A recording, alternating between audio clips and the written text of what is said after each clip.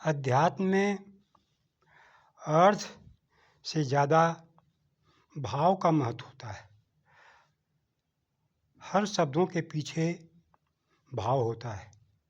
यदि हर शब्दों का तुम अर्थ लेते रहोगे तो अनर्थ हो जाएगा। अध्यात्म को समझने की क्षमता नहीं, सीधे अर्थ ले लिया और धर्म को बदनाम करने लग गए, कीचड़ उछालने लग गए, गालियाँ देने लग गए, बहानेबाजी शुरू कर दिया, मन में नास्तिकता को धारण कर लिया। अपनी हानि तो हुई ही, दूसरे को भी गलत रास्ते की ओर प्रेरित कर दिया। अरे, धर्म को गहराई से समझने के लिए ईमानदारी पूर्वक आओ,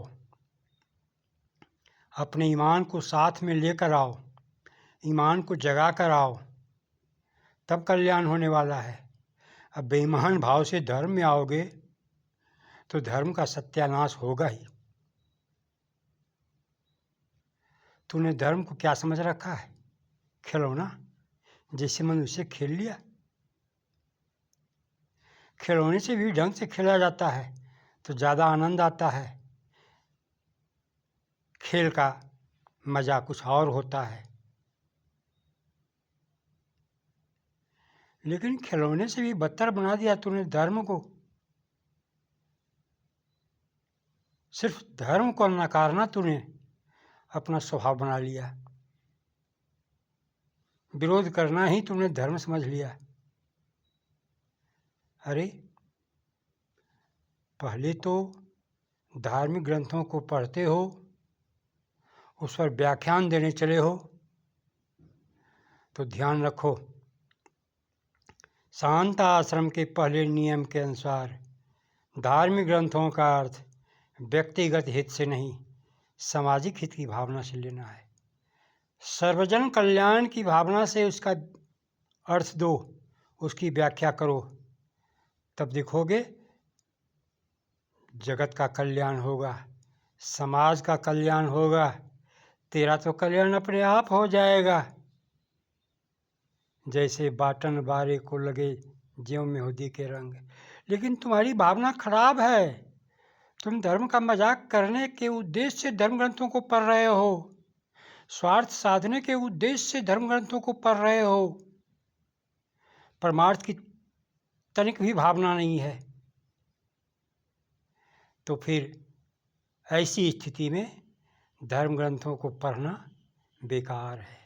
अरे, अश्वमेध का मतलब होता है तुम्हारा मन घोड़े की तरह तूफानी गति से दौड़ने वाला है।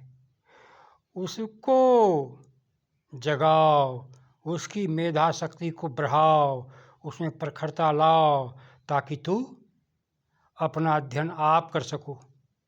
घोड़े पर लगाम लगाओ, तब घोड़े पर सवार हुआ जाता है। मन पर भी लगाम लगाओ, तभी तू सच्चे साधक बनोगे, सच्चे धार्मिक बनोगे, अध्यात्म को समझ पाओगे, तुमसे जगत का कल्याण होगा और अपना कल्याण होगा।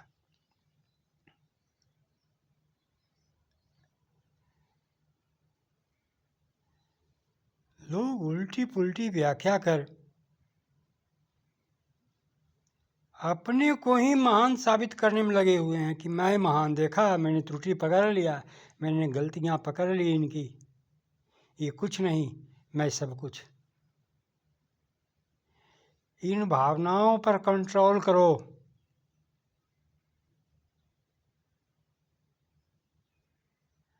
तभी कल्याण होने वाला है। ढेर सारे शब्द, आध्यात्मिक शब्द, जिनकी उल्टी व्याख्या कर स्वार्थ साधने में लगे हुए हैं।